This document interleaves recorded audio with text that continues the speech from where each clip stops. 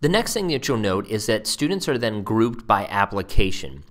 If there are around 3 or more students, it will create a natural group based around the app that the iPad is showing that they are using currently. So you'll see that I now have 4 of my students in settings.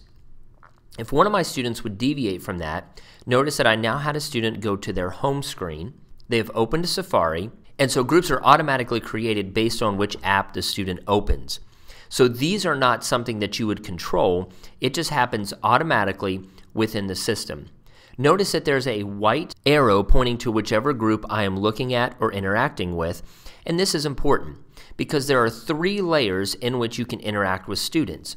You can interact with all students in your class, you can interact with groups of students, or if needed, you can interact with an individual student. The other thing that's great is you can add your own groups. So manually, you can choose to add a group by choosing Group. I'm going to name this group Green, and maybe I'm having students work on a differentiated project, or maybe I want students to work together, and I would like to create the group. So my green group, I'm going to choose 2 students to be a part of that group.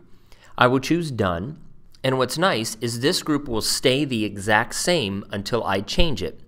So if I have students working together and I realize I need to regroup those students, I can choose Edit Group. I can uncheck the students that no longer need to be there and recheck other students. I can do this at any time and as many times as I need. The students on their end do not see anything. They just are able to do whatever I either direct them to or ask them to. They do not experience any user difference on their end. The other thing that's great is these groups will stay there until I either change them or delete them.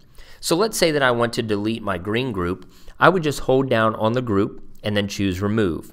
For right now, though, I'm going to leave it because I would like to interact with that group specifically as we move forward.